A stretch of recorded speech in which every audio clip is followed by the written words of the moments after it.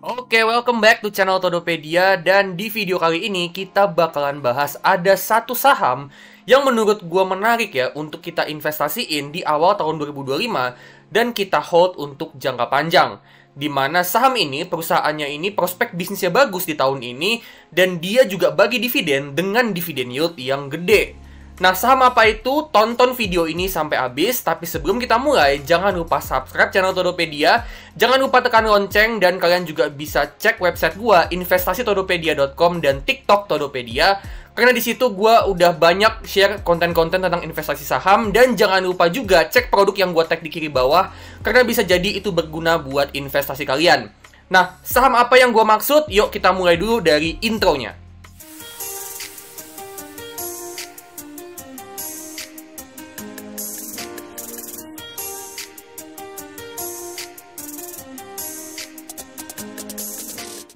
Oke, jadi saham yang menurut gue menarik di video kali ini adalah saham Adira Finance atau ADMF. Nah, ADMF ini perusahaan multi finance yang mana dia ini nyediain jasa untuk pembiayaan untuk kendaraan bermotor. Jadi untuk cicilan mobil, cicilan motor itu bisa ambil dari Adira Finance. Nah, pertanyaannya sekarang adalah kenapa saham ADMF? Kenapa gue milih saham ADMF sebagai salah satu saham yang cukup menarik untuk investasi di tahun 2025? Nah, jadi investment thesis yang pertama itu adalah karena pembiayaannya yang bertumbuh. Ya, ini jadi alasan yang pertama atau investment thesis yang pertama kenapa gue milih saham ADMF. Pembiayaannya atau financingnya atau borrowingnya itu tumbuh sampai 24%. Kita bisa lihat di sebelah kanan. Dengan financingnya bertumbuh, artinya pendapatan bunganya sama labanya itu juga kedepannya berpotensi untuk terus tumbuh. Logikanya dengan dia makin banyak kasih financing, kasih pembiayaan, kasih pinjaman, tentu pendapatan bunganya ke depannya juga akan bertumbuh. Ya, tapi nggak cuma itu aja, yang kedua itu adalah efek dari penurunan suku bunga. Dengan suku bunga turun, itu akan ngebuat bunga pinjaman jadi turun, dan itu akan ngebuat orang itu jadi lebih banyak untuk ambil kredit atau cicilan kendaraan bermotor. Yang mana itu akan ngebuat pinjaman dari ADMF itu akan tumbuh dan itu juga akan ngebuat pendapatan bunga sama labanya ikutan bertumbuh. Logikanya ini juga simple ya, dengan bunga pinjaman itu jadi makin kecil, artinya orang akan lebih berani untuk ambil kredit gitu ya. Jadi dengan kayak gitu pinjamannya bertumbuh dan pendapatan bunganya juga akan tumbuh. Selain itu, ya dengan bunga pinjamannya turun, itu juga akan ngebuat kredit macet atau NPL-nya jadi lebih kecil. Yang ngebuat beban pencadangan yang harus dikeluarin itu jadinya berkurang. Ya, jadi kredit macet atau pinjaman-pinjaman yang gagal bayar, dengan bunga pinjaman itu lebih kecil, tentu kemungkinan untuk gagal bayarnya juga akan makin kecil. Dan jumlah kredit yang macet itu juga akan lebih kecil.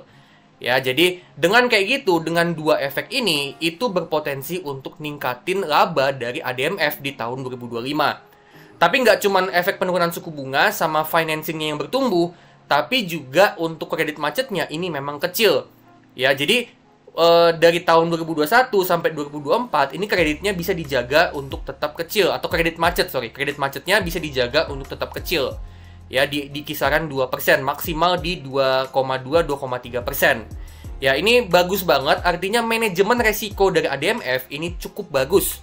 Ya, manajemen dia mampu untuk manajemen resiko dari pembiayaannya itu dengan baik sehingga ADMF ini bisa meminimalisir adanya kredit-kredit yang macet, gitu ya. Jadi dia dari segi manajemen resiko untuk financingnya, ADMF ini dalam kondisi yang bagus. Nah, selain dari NPL-nya yang kecil, ternyata ADMF ini dari tahun ke tahun, gue ngeliat kalau ADMF ini mampu untuk terus ningkatin profitability-nya. Ya, dimana kita bisa lihat di sini untuk total income-nya itu di tahun 2021 sebesar 8,6 T. Di tahun 2023 tumbuh ke 9,5 T. Ya, jadi dari tahun 2021 ke tahun 2023 itu kurang lebih tumbuhnya itu di sekitaran 10%. Ya, tapi kita bisa lihat untuk operating expense itu ternyata dari tahun 2021 ke tahun 2023 itu cenderung stagnan, teman-teman. Jadi dikala pendapatannya naik, ternyata dia bisa ngejaga untuk pengeluaran operasionalnya itu bisa stagnan. Jadi ini bagus banget dan itu ngebuat kita bisa lihat di bagian bawah, net profit after tax-nya itu tumbuhnya luar biasa signifikan. Dari 1,2 T di tahun 2021, naik ke 1,6 T di tahun 2022, dan naik lagi ke 1,9 T di tahun 2023. Jadi dari kurun waktu 2 tahun, dari 2021 ke 2023, itu kurang lebih pertumbuhannya hampir 50%. Jadi pendapatannya tumbuhnya cuma 10%, tapi laba bersihnya bisa tumbuh sampai 50% lebih. Ya, jadi ADMF ini mampu untuk terus ningkatin efisiensi operasionalnya, di mana dia ngejaga operating expense-nya bisa tetap stagnan dari 2 tahun terakhir, dan itu ngebuat net profit-nya itu tumbuhnya jadinya lebih gede daripada pendapatannya. Nah, untuk tahun 2024, kita bisa lihat di bagian kanan yang abu-abu, di tahun 2024 itu memang laba bersihnya mengalami penurunan. Nah, tapi untuk pendapatan atau total income-nya itu ternyata masih bertumbuh. Ya, jadi total income yang bertumbuh, laba bersihnya itu menurun. Nah, kenapa bisa turun? Itu adalah efek dari cost of credit-nya yang naik. Ya, kita bisa lihat cost of credit-nya ini naik cukup signifikan dari 2023 ke 2024. Tapi, menurut gua, cost of credit-nya ini bisa naik itu karena efek dari kenaikan suku bunga. Yang mana memang suku bunga itu trennya naik dari tahun 2023 ke tahun 2024. Sebenarnya udah mulai dari tahun 2022 ya. Makanya dari tahun 2022 itu sempat turun, tapi habis itu ke tahun 2024 naik lagi. Ya, jadi dari tahun 2022 ke tahun 2024 itu suku bunga naik yang ngebuat cost of credit-nya jadinya juga naik. Ya, jadi cost of credit ini akan ngikutin tingkat suku bunga. Kalau suku bunganya naik, cost of credit-nya itu juga akan naik. Kalau suku bunga turun, cost of credit-nya juga akan turun. Nah, dengan suku bunga yang proyeksinya turun di tahun 2025, tentu cost of credit-nya itu berpotensi untuk juga turun. Jadi, itu dia yang ngebuat gue cukup optimis. Ya, jadi cost of credit-nya itu juga diproyeksi akan turun, yang mana tentunya kalau cost of credit-nya turun dan total income-nya masih bertumbuh, artinya net profit-nya ini bisa tumbuh signifikan di tahun 2025. Dan kita juga lihat di tabel yang di bawah untuk return on equity, kita bisa lihat di sini dari tahun 2021 ke tahun 2024. Ya, kita bisa lihat di sini kalau trennya itu cenderung meningkat ya. Return on equity-nya dari 13,6% naik sampai di tahun 2023 itu naik ke 17,5%, dan di tahun 2024 itu ada di 15,3%. Rata-ratanya ada di 15,6%. Ini return on equity yang menurut gue bagus banget ya. Artinya dia bisa hasilin sekitaran 15,6% profit dari modal yang dia punya di dalam bisnisnya. Dan trennya ini meningkat teman-teman. Artinya memang terbukti bahwa ADMF ini adalah perusahaan yang dari tahun ke tahun dia ini mampu untuk terus ningkatin kemampuan profitability dari bisnisnya. Ya, jadi profitabilitas bisnisnya bagus dan makin lama juga makin bagus. Gitu ya. Nah, terus nextnya apa? Nextnya adalah tentu high dividend yield. Ya, jadi ADMF di harga yang sekarang di 9.700, per video ini dibuat ada di 9.700. Kalau kita pakai EPS-nya ADMF yang terbaru sebesar 1.715 per lembar saham, dan kita asumsiin dividen payout rasionya itu 50%, yang mana itu adalah payout rasionya ADMF dari beberapa tahun terakhir, kita di sini dapat dividen per share-nya itu sebesar 857. Ya, dan kalau kita beli saham ADMF di 9.700, artinya kita dapat itu yield-nya itu 8,8%. Dividen yield-nya 8,8%. Nah, dividen yield 8,8% ini juga dengan dividen payout ratio 50%. Artinya apa? Artinya 50% sisa dari labanya itu juga ada yang disisain untuk pengembangan bisnis. Ya, jadi dari laba yang dia cetak, 50% untuk dividen, 50%-nya lagi dipakai untuk pengembangan bisnis. Jadi dividen yield 8,8% ini juga dengan dia itu masih nyisihin 50% sisa dari labanya untuk pertumbuhan bisnis. Jadi 8,8% ini juga disertai dengan potensi pertumbuhan bisnis untuk kedepannya. Dan tadi kita udah lihat ya, dengan suku bunga itu trennya akan diturunin di tahun 2025, tentu itu juga akan berpotensi untuk ningkatin laba bersih dan juga pendapatan dari ADMF. Ya, jadi potensi dividennya ini, potensi pertumbuhannya itu masih cukup bagus. Ya, dividen yieldnya 8,8, tapi kedepannya ini masih punya potensi untuk terus bertumbuh. Jadi bisa jadi dividen yieldnya itu akan meningkat. Mungkin sekarang cuma 8,8%, tapi kedepannya itu bisa jadi 9, bisa jadi 10, bahkan bisa jadi 11 atau 12%.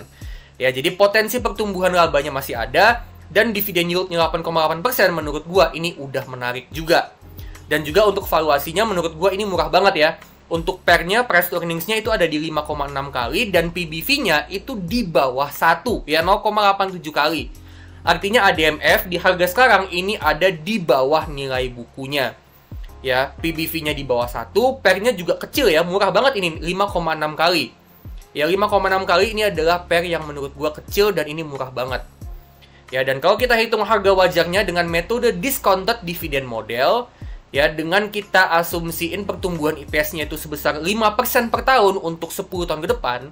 Jadi tiap tahunnya kita asumsiin IPS-nya itu tumbuh sekitaran 5% per tahun. Terus untuk di tahun ke-10 nanti ketika kita mau jual sahamnya, kita asumsiin ADMF itu ada di sekitaran 7 kali price to earnings-nya. Terus untuk dividen payout ratio itu kita pakai 50%, yang mana itu adalah payout rasionya ADMF dari beberapa tahun terakhir. Dan untuk return investasi kita mau return 15% per tahun dari saham ADMF.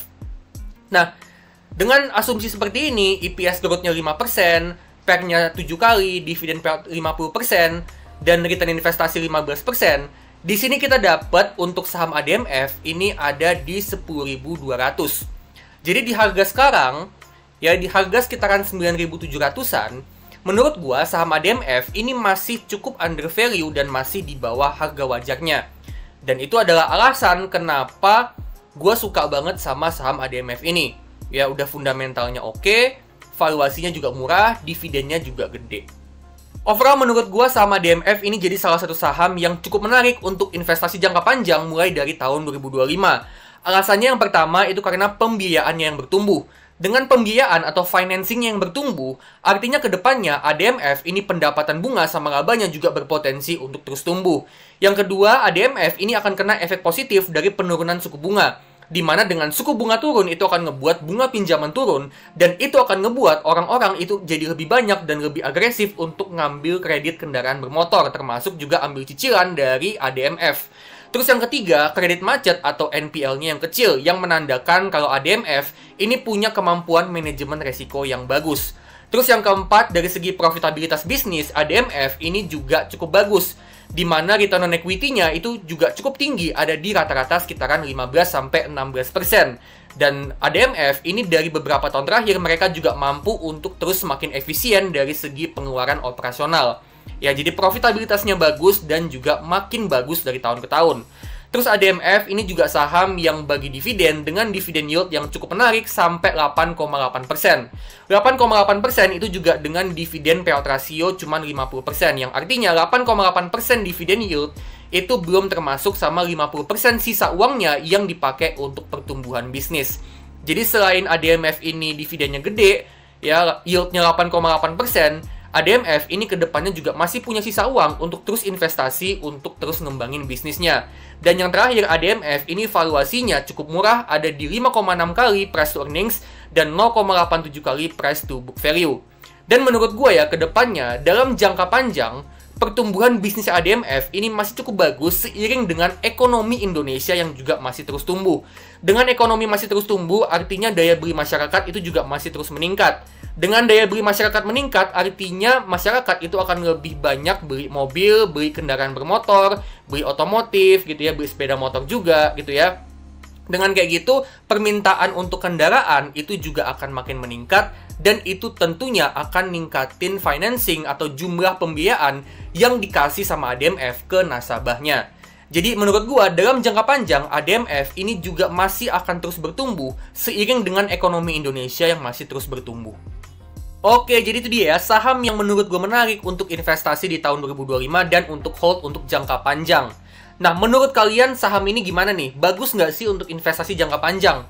Kalau kalian punya opini lain tentang saham ini, boleh banget kalian share di kolom komentar. Siapa tahu itu bisa jadi insight buat gue dan buat penonton yang lain.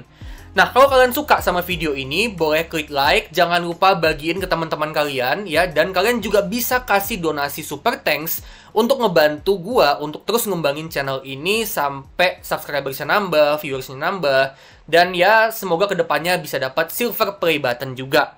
Oke, disclaimer ya, ini bukan ajakan untuk jual beli, tapi ini cuman opini gua aja.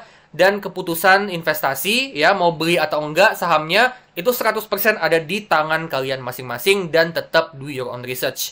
Oke, kalau gitu gue pamit dulu dan sampai ketemu di video selanjutnya.